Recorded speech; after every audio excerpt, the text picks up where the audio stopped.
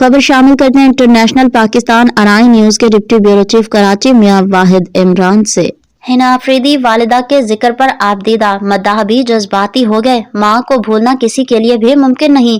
Pakistan showbiz کی معروف اداکارہ حنا آفریدی نے حالیہ پوڈ کاسٹ میں شرکت کے دوران اپنے مرحوم والدہ کا ذکر کرتے ہوئے جذبات پر قابو نہ رکھ سکیں اور آبدیدہ ہو گئیں۔ پوڈ کاسٹ میں گفتگو کرتے ہوئے حنا آفریدی نے اپنی نجی زندگی کے مشکل ترین مرحلے پر بات کی اور کہا کہ ماں کی جدائی کا دکھ برداشت کرنا انتہائی مشکل ہوتا ہے۔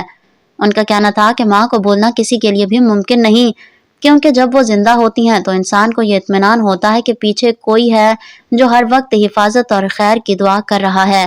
اداکارہ نے کہا کہ آج بھی والدہ کی بہت یاد آتی ہے۔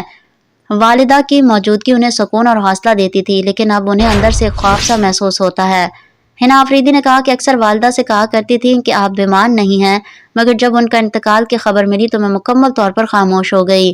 یہ واقعہ میری زندگی کا سب سے بڑا صدمہ تھا، تاہم وقت کے ساتھ میں نے خود کو مضبوط بنا لیا ہے اور اب ہر صورتحال کا سامنا کر سکتی ہوں۔